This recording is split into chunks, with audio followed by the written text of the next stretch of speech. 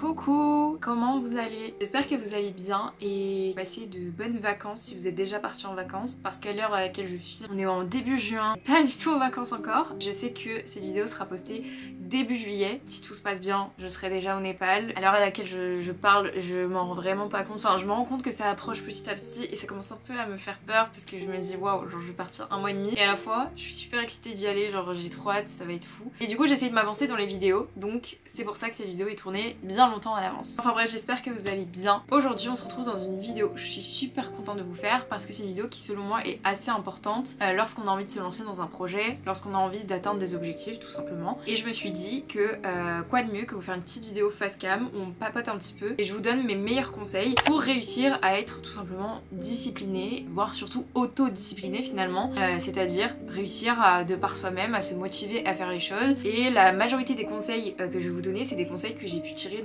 notamment lorsque j'étais en classe préparatoire. Et c'est vrai qu'à cette époque-là, j'étais beaucoup dans ce sujet de j'ai envie d'être disciplinée, j'ai envie d'être motivée, etc., de faire plein de choses. Toute cette productivera, etc., c'était à fond. J'ai pris toutes mes petites notes et du coup maintenant, eh bien, je vais vous donner mes petits conseils pour que vous réussissiez à atteindre vos objectifs. Ici, on va plutôt parler d'objectifs sur le long terme. Voilà, après ça vaut vraiment pour tout type d'objectifs, je pense.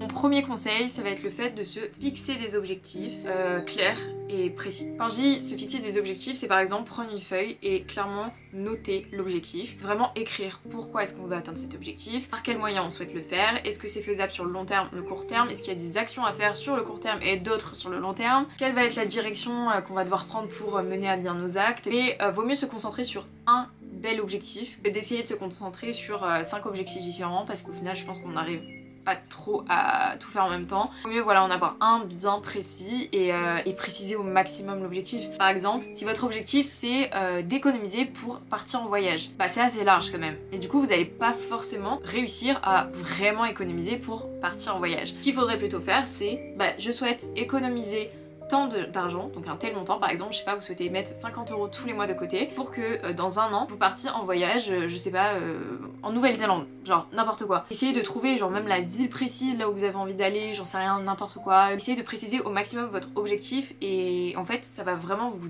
donner une détermination et une motivation pour déjà l'atteindre. Vous allez être beaucoup plus sérieux dans ce que vous allez entreprendre comme action puisqu'en fait vous savez exactement ce que vous devez faire. Moi je sais que pour mon voyage au Népal, je savais que je devais économiser, on va dire, une belle somme. Enfin j'ai trouvé un job étudiant, j'ai économisé au maximum et aujourd'hui bah, j'ai réussi à me payer ce voyage parce que je savais que je partais au Népal, je savais le montant environ de ce que j'allais dépenser. En octobre dernier je savais déjà quasiment vraiment la date à laquelle j'allais partir, donc en fait tout était déjà précis, donc j'avais plus qu'à économiser pour réussir à m'offrir ce voyage. Essayez vraiment de mettre à l'écrit vos objectifs et je vous jure que déjà de les voir visuellement ça va vraiment vous faire quelque chose, plutôt que de se dire ah j'aimerais trop faire ça, l'idée part très très vite et au final l'objectif il part comme ça quoi. D'ailleurs il y a une méthode qui est dite, enfin la méthode SMART, qui vous permet on va dire en 5 termes d'arriver à atteindre votre objectif et de le préciser au maximum. Donc SMART, c'est le premier, c'est d'avoir un objectif spécifique pour vous, genre qu'est-ce que vous voulez vraiment atteindre comme objectif. Le M c'est pour mesurable, donc par exemple sur la durée, si c'est un voyage, bah dans combien de temps est-ce que vous devez partir. Atteignable, c'est-à-dire ne pas se mettre des objectifs de fou, genre c'est pas demain hop je gagne 1 million d'euros comme ça et hop c'est mon objectif. Réaliste aussi parce que bah c'est bien beau de rêver mais c'est bien, ça nous inspire etc, mais il faut aussi avoir conscience et avoir les pieds sur terre sur certaines choses. Et le T c'est pour temporellement défini, il faut que vous ayez une durée précise de votre objectif. Voilà, c'est juste une petite méthode que j'avais vue sur internet, je me suis dit que ça pourrait être plutôt cool à intégrer dans cette vidéo. Le deuxième objectif, c'est un objectif que je trouve hyper important, c'est le fait d'avoir une routine. Alors quand je parle de routine, c'est pas genre une morning routine, night routine, c'est pas dans ce sens-là, c'est genre vous mettre une routine avec par exemple un emploi du temps. Vous fixez dans votre mois les choses importantes qui vous permettront d'atteindre votre objectif. D'ailleurs, je peux vous conseiller une application que je vous ai déjà conseillée plein de fois, c'est l'application Structured. J'utilise un peu pour m'organiser sur mes semaines, etc.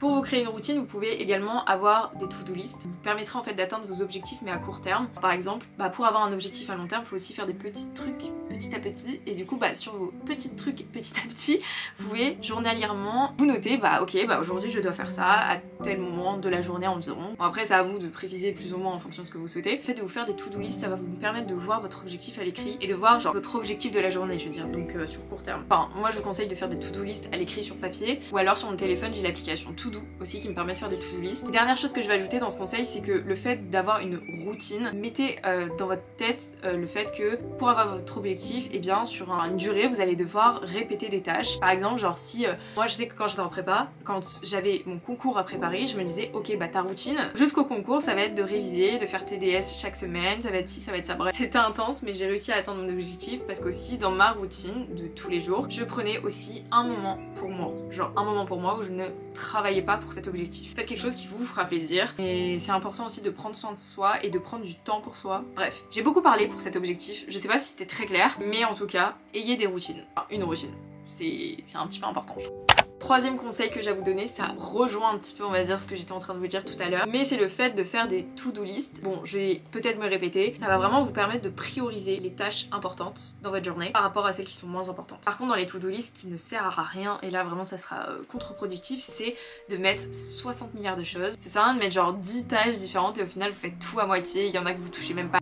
Le quatrième conseil que j'ai à vous donner, je pense que c'est l'un des plus importants, c'est le fait de minimiser les distractions. Alors, tout à l'heure je vous disais que c'était bien dans vos routines etc d'intégrer des moments pour vous. Si je vous dis ça, c'est parce que justement, si vous n'avez pas de moments pour vous, vous allez être tenté quotidiennement d'être distrait. C'est pour ça que vaut mieux se mettre des plages horaires où vraiment vous êtes concentré à fond et ensuite de vous mettre un petit temps pour vous où là vous pouvez être distrait à mort parce qu'en fait juste vous serez pas concentré sur votre objectif, vous prenez du temps pour vous et voilà. Donc ce que je veux dire par là c'est que pour maintenir la motivation jusqu'à atteindre votre objectif, c'est important de prendre des pauses bien évidemment, mais lorsque vous êtes dans des plages horaires où vraiment vous devez être concentré, restez concentré. Je sais que c'est facile à dire, mais vraiment ça se travaille sur le long terme. Et si vous voyez vraiment que vous êtes distrait, prenez une pause. Prenez une pause, c'est que vous en avez peut-être besoin. N'essayez pas de prendre des pauses toutes les 5 minutes, genre c'est complètement inutile. Et donc ce que je peux vous conseiller pour ne pas être trop distrait, etc. c'est déjà par exemple quand je devais travailler, je me mettais sur mon bureau. Pour moi l'idée d'être sur mon lit, c'était l'idée de je vais bientôt dormir en fait. Et du coup j'étais fatiguée, et j'étais très vite distrait et je pensais juste à dormir et j'étais fatiguée quoi. Je vous ai sorti une vidéo sur les réseaux sociaux, un peu comment limiter les réseaux sociaux, mais ça vaut vraiment pour le fait de limiter les écrans. Je vous donne pas mal de conseils justement pour réussir à limiter votre temps d'écran. Mais au-delà de ça, qui ici n'a jamais été distrait par les écrans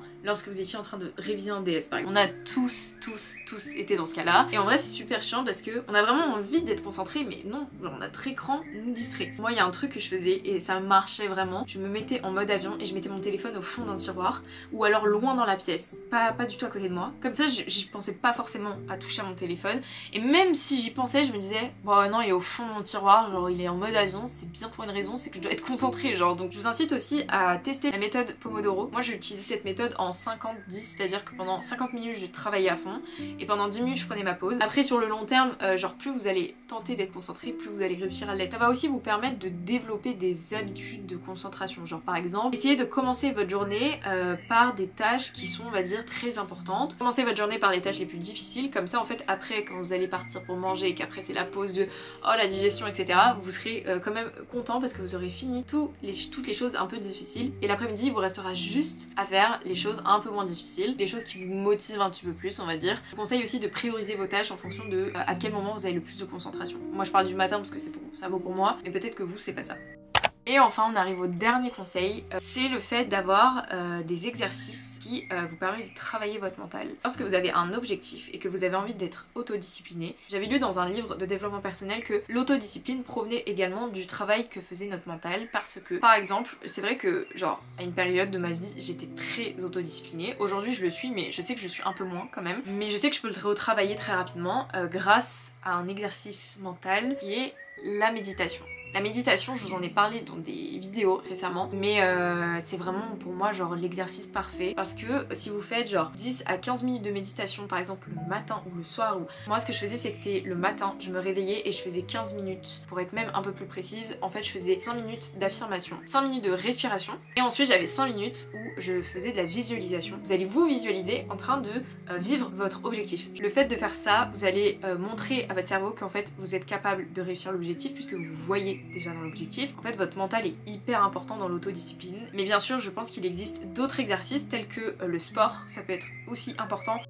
Enfin bref, voilà, j'ai un petit peu cité mes 5 conseils qui selon moi sont importants et qui vous permettent d'atteindre justement cette notion d'autodiscipline. Puis voilà, j'espère en tout cas que cette vidéo aura fait peut-être écho à certains ou certaines, que ça vous aura plu. Essayez juste de prendre en compte mes conseils et je vous promets que vous allez réussir et que vous allez atteindre vos objectifs. Et puis voilà, moi ça m'a fait trop plaisir de la tourner comme d'habitude. Normalement il y a une vidéo chaque semaine, chaque dimanche qui sort, donc n'hésitez pas à regarder les précédentes vidéos si vous les avez pas vues. N'hésitez pas à venir me suivre sur Instagram et venir suivre toutes mes petites aventures au Népal. Enfin bref, j'espère que la vidéo vous aura plu. Et puis voilà, je vous fais de très gros bisous. Je vous dis à la semaine prochaine dans une nouvelle vidéo.